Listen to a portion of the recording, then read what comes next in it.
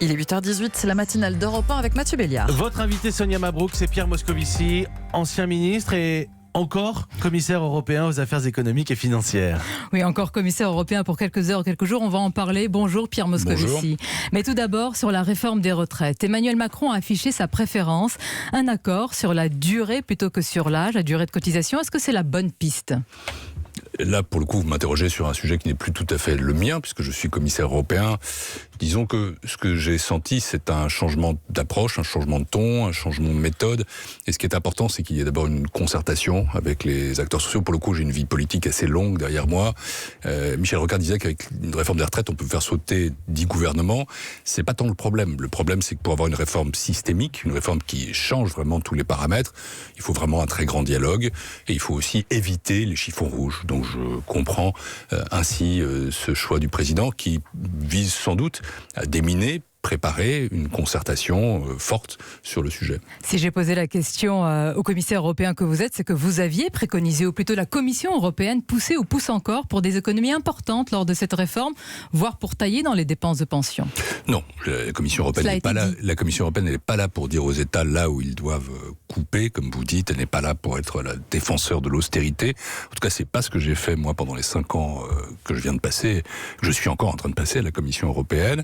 Simplement, ce qui est clair, c'est qu'on a besoin d'assurer une soutenabilité financière de long terme pour nos systèmes de retraite, qui sinon deviennent explosifs. Nous vivons de plus en plus longtemps aussi après la retraite, et il faut que les actifs puissent aussi ne pas être surchargés pendant qu'on conserve le pouvoir d'achat des retraités. Et pour cela, oui, il faut une réforme systémique des retraites en France. Donc vous l'aviez quand même dit. Non, pas sur le plan budgétaire. On se dirige, Pierre Moscovici, plus largement vers un accord sur le sujet très sensible, taxe GAFA, taxe sur les géants du numérique. Ce n'était pas gagné d'avance. J'imagine là que le commissaire à la fiscalité que vous êtes se félicite de cette entente, en particulier entente franco-américaine. D'abord, je vous dirai un mot sur le G7, que j'ai trouvé particulièrement réussi. Grâce à qui ? À quoi ? Écoutez, d'abord la présidence française, bien sûr. Elle a été très bien préparée.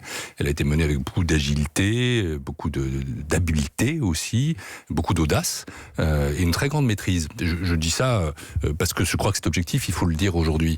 Et on aurait pu avoir des conflits majeurs avec les États-Unis notamment. On a eu des tensions, mais elles ont été apaisées. Mais on a un rapprochement sur les grands sujets. L'Iran d'abord, c'est très important. Le commerce tout de même, où il faut une détente.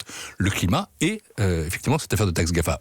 J'ai proposé une taxe sur le numérique. Je n'appelle jamais ça la taxe GAFA, parce que justement, si on dit GAFA, sur les géants du numérique, ça paraît anti-américain. Oui. J'ai toujours pensé qu'une solution internationale à l'échelle de l'OCDE était la meilleure, qu'une solution européenne venait ensuite et qu'une solution nationale venait en troisième.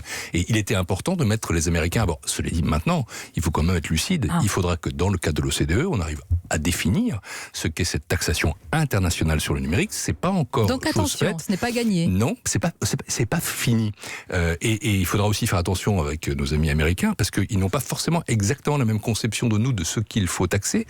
Pour eux, ils parlent de l'économie immatérielle, et l'économie immatérielle, c'est peut-être aussi ce qu'on embarque dans les voitures en matière de numérique. Oui, donc, mais Pierre Moscovici, pardonnez-moi, hier, on semblait quand même s'acheminer vers cet accord, cette entente sur cette taxe sur les géants. Vous nous dites attention, il peut y avoir une différence de vision. Non, il faut être précis. Ce sur quoi on s'est mis d'accord, c'est sur le fait que c'est sur la base de ce qui sera conclu dans le cadre de l'OCDE qu'on avancera ensemble. Et ça, c'est un progrès majeur qui évite les contentieux franco-américains qui n'ont aucun sens. Mais ce que je dis, c'est qu'il reste encore du travail à faire à l'OCDE. J'ai bon espoir qu'on fasse des progrès quand, très rapidement, il y a un rendez-vous qui a été fixé, c'est le G20 qui se tient, des ministres des Finances, auquel je participerai, qui se tiendra en octobre à Washington. J'espère qu'on en fait des progrès voilà d'ici à ce moment-là. Voilà un calendrier déjà fixé. Lors de ce G7, Boris Johnson a fait ses premiers pas sur la scène internationale. Sur le Brexit, soyons clairs, est-ce que vous dites, Pierre Moscovici, qu'on se dirige et qu'on assume même désormais un no deal, autrement dit une sortie sans accord ? Non, ça n'a jamais été l'option privilégiée apparemment, de la Commission européenne. Dans la tête du président français, c'est le cas. Je parle moi comme commissaire européen, comme membre de la Commission européenne. La Commission européenne, vous le savez, a mené et mène encore la négociation avec le Royaume-Uni pour le compte des 27 États membres. Nous ne pensons pas, et je ne pense pas du tout, que le no deal soit la solution privilégiée. J'ai noté d'ailleurs que ce n'était pas ce que Emmanuel Macron avait dit la semaine dernière dans sa rencontre avec Boris Johnson. Il est important que les fils du dialogue soient renoués avec Boris Johnson.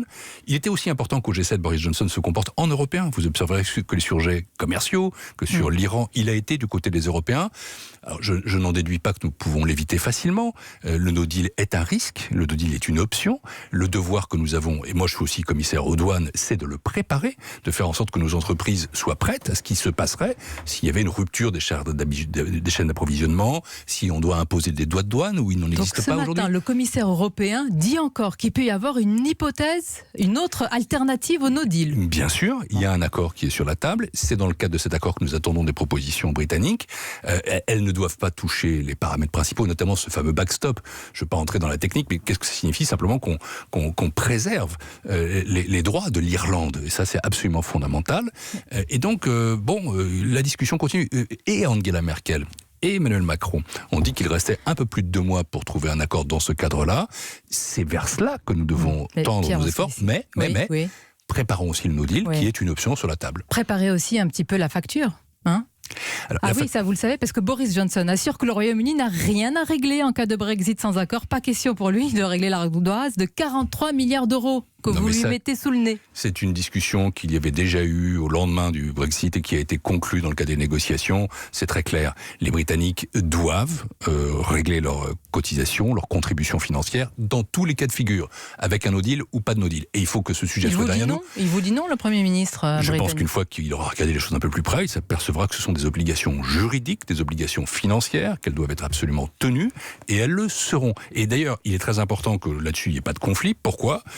Parce que c'est tout simplement une condition de la confiance dans la discussion qui va s'ouvrir maintenant. Ah, pardonnez-moi, vous mettez ça en condition. Donc attention, s'ils n'acceptent pas de régler la facture, ça veut dire que les discussions sont compromises. Mais elles sont extrêmement difficiles, puisque il y a, si vous voulez, un cadre budgétaire, que ce soit d'ailleurs pour des pays de l'Union européenne ou pour des pays qui sont dans un espace commun avec l'Union européenne, où ces contributions financières doivent être acquittées. C'est une question de confiance, c'est une question d'obligation juridique, c'est une question d'obligation financière. Là, pour moi, c'est un sujet qui ne se discute pas et qui ne peut pas se discuter. C'est clair, le message est passé, on va voir s'il est entendu. Qui nous parle ce matin, Pierre Moscovici ? Pierre Moscovici, commissaire européen en charge des communautés de finances. Et j'entends dans la voiture en venant Futurex, on est toujours Futurex quelque chose, mais je suis commissaire européen au moins jusqu'au 1er novembre 2019. Vous n'avez jamais caché votre intérêt pour ce poste, premier président de la Cour des comptes. Vous ne faites pas un autre mandat à Bruxelles. Vous entretenez de bonnes relations avec Emmanuel Macron. On peut déjà annoncer que vous êtes sur le chemin tranquille, il est vrai, de la Cour des comptes. D'abord, je n'ai jamais manifesté mon intérêt pour un autre poste que celui que j'occupais aujourd'hui. Il ne vous intéresse pas ? Je vais vous faire une confidence. La Cour des comptes, j'aime beaucoup. Et le 1er novembre 2019, si je ne suis pas reconduit, nous verrons aujourd'hui, donc je me garde d'anticiper, je serai à la Cour des comptes, puisque c'est mon corps d'origine. J'y appartiens depuis 35 ans. Donc ce serait naturel et logique pour vous. Je suis conseiller maître. Par ailleurs, j'ai une expérience, j'ai été élu local, élu national, ministre pendant 7 ans, commissaire européen. Vous êtes en train déjà de défendre votre nomination. Vous avez raison de le faire. Non. Je serai utile et actif après ce mandat où nous verrons bien. Et vous savez, la Cour des comptes, elle a un président. Ce président s'appelle Didier Migaud, c'est un ami. Qui est en partance. Je serai auditionné par la Cour des comptes 2 fois en septembre.